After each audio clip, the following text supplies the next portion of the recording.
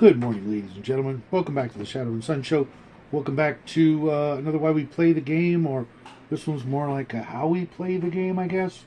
As you can see from the title, I'm curious for a bunch of reasons, and I'll go into those.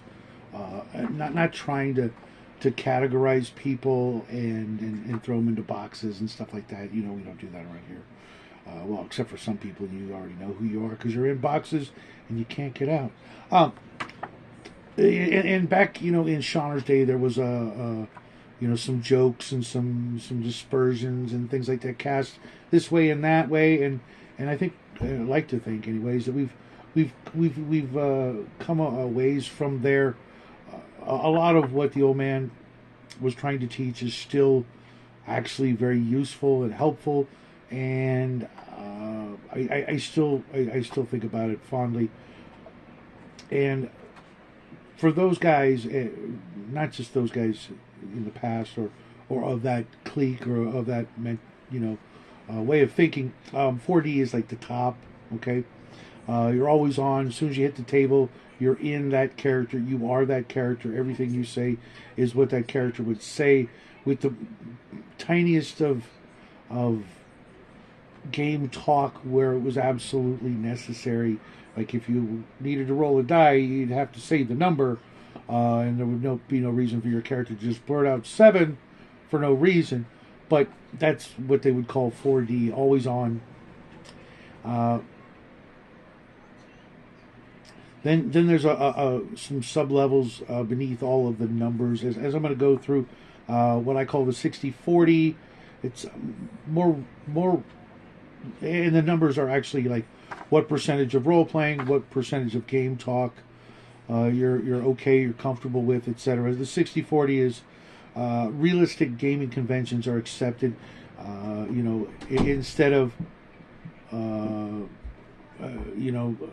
trying to waste time trying to figure out how you could say the thing in character. Like, if you want to know what color something is, just ask what the color is instead of, I examine the wall to see if it's blue.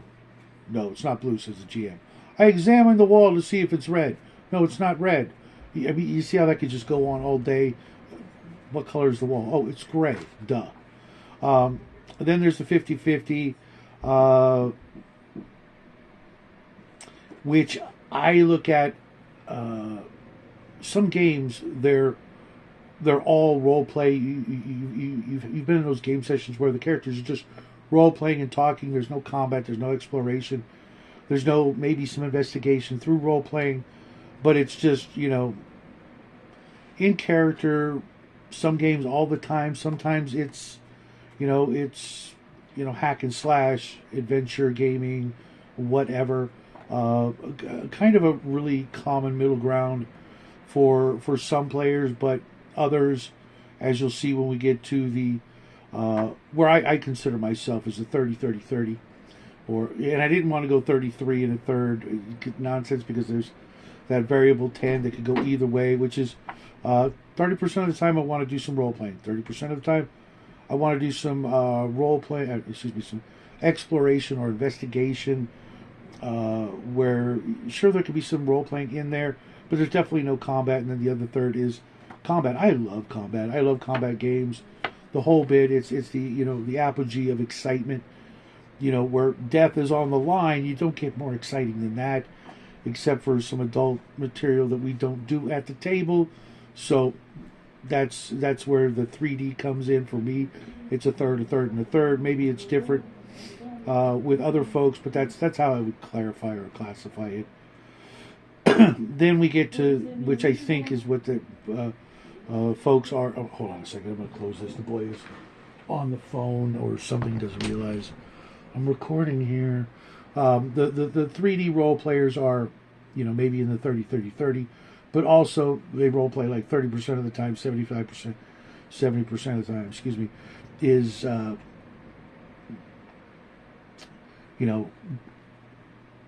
combat, out of game talk, a role play to set up the adventure, the dungeon, the module, whatever, that's going to be the bill of fare for that evening or that day. Then you get down to the 2D gamers, which is, basically war gamers who want some role play narrative to set up the story as to why they're playing. What, why are you in the dungeon? Why are you on the battlefield? Because if you take that away, you're just playing, with no narrative at all. It gets really stale after a while. It's just, optimizing forces and maneuvers until you've come up with the perfect strategy against your friend Joe, who eventually will be like, well, yeah, okay, so you beat me. I need to get a new army or a new hobby. If you're going to beat me every time. So where's the fun in that, right? You throw some narrative in there, and maybe you can't have that tank this time because of the narrative. You know, decisions for that particular session or game, or maybe your orcs haven't arrived and they're going to come in at turn 3 because of narrative considerations that will spice up your game and make it feel like it's not the same optimized battle setup, formation of your troops and the terrain perfectly measured out so that you can get to it on turn 1 kind of thing. Then we get to the 1D type of role players who like nothing better than to play a video game. It's just them as the role player in their head, or maybe if the game facilitates that, versus the computer, the program, or your classic choose your own adventure. That's kind of role playing. You're pretending to be the kid, the character in the book, doing the things, or you're just a fantasy science fiction reader where you're vicariously role playing through the story. Now, the reason behind this for me is finding people for the table for the right. If I say I'm going to be running a Star Trek game, well, there's really no place for the 1D or the 2D players, because there's none of that unless we get to like a spaceship combat scenario and they get to do all the but yeah, in the meantime, then what are they doing, right? If we're playing, a more role play heavy game, some people are just not into it, not equipped for it, or maybe just don't even, want to be in that kind of, specific, rule set game.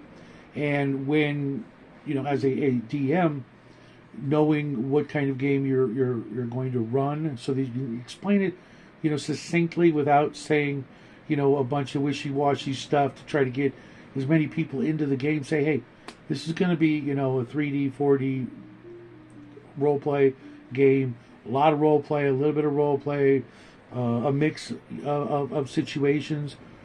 You can let the players know that these are the expectations in a simple, set of jargon that we can, adopt if you guys are interested, to let everybody know what the expectations are at the table. And, if it's not your thing, if someone says, it's 50-50, you might be like, yeah, I don't even know. Everything sounded good until you said that, because, there are some situations or some times where, in a role-playing game, it's not going to always be combat. But it shouldn't also always be any one thing, always. That's stale, it's boring, and it could be why games cannot make it past the 6 or 8 session mark, because those clarifications were never made. And as a player, being honest with yourself, saying, I want this. This is enough. This is too much. This is not enough. Being honest with yourself, putting yourself in that slot where, you really want. And this is by no means permanent. I can tell you right now, I fit every one of those categories depending on the day of the week or the month of the year or that thing. I may change, and you may even, say, hey, yeah, I want to get into this 4D RPG game, and then you're in it and you're like, yeah, this is cool, but I don't want to do this always. It's kind of tough, or it's hard, or it's uncomfortable, or it's just really not what I always want. And that's perfectly fine if you can, talk to your DM, talk to yourself, and be on the same page. Like the GM wants to run, a 50-50 game. A lot of role playing, but a lot of combat to slake your bloodthirst, and be open and honest about those expectations and what to, expect and what to hope to gain from the session or the campaign without putting yourself in a situation where you're not comfortable, the GM's not comfortable, and if both parties were honest and understood where they fall or where they wish to fall for this particular group and this particular campaign or whatnot, I think we'll see less people dropping out, less people unhappy, less people complaining, because all those styles, in a perfect world would be welcome, but would they all be having fun? Not necessarily. If you've got like 3 hardcore 4D players in the game, and you got 2 people who are 33 or less, so to speak, they're not going to be happy when the player one's done his 20 minute soliloquy and number 2 is just breaking into his monologue or whatever, and you get 2 other people like, yeah, let's get to some combat. Oh, we're not going to be doing that tonight. Oh, we still have plans to make and speeches to give, and I want to go investigate or speak with the mayor and then the bartender, and then and you're just like, I just want to go and kill something. Well, none of that would be a problem if you let the GM know. Maybe even not so much as like make it a permanent for this game. Like, okay, for this game I'm going to be this. Maybe just say, hey GM, tonight I'm really not feeling the role playing thing. I just had a long week. I just want to kill some monsters and steal their stuff. Are we going to be doing that? If not, I'm just going to be a fifth wheel, so I might sit out tonight. Or if the GM says, hey, the players are in a position where they're not going to be fighting anything tonight. They're going to be role playing. Those people who want to role play and show up, cool. The other people, you can listen in, or you could type in your what you're going to do in the meantime, because maybe your character doesn't want to talk to anybody. Maybe he wants to just do some carousing, which you can't really role play. I mean, you can, but it just seems kind of awkward and gross at times, because I know what I do when I'm carousing, and I don't want to like share that kind of thing back and forth with my GM unless we're in a relationship like that, and in which case we're gonna shut the game down and go have some fun elsewhere. You know what I mean?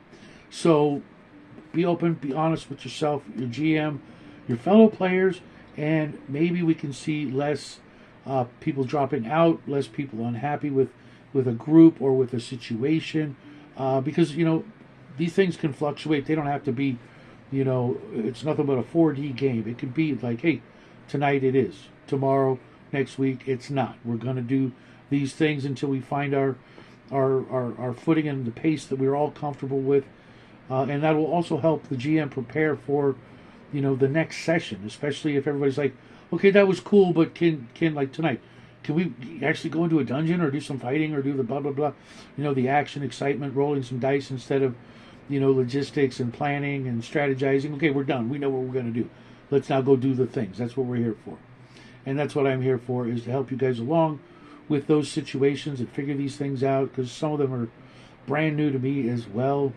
And feel free to put something down in the comment section where you stand, what you look for, what you like, or maybe what you're looking for at the moment in the way of a game. And maybe people will see each other and go, hey, I'm looking for that too. Let's see if we can find some other people to set up a 30-30-30 game or a 4D game of whatever. I don't know. Sounds like a plan. Sounds like a great way to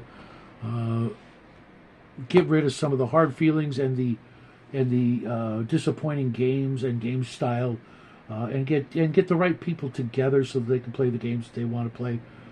I will see you guys in about 45 minutes for Second Breakfast.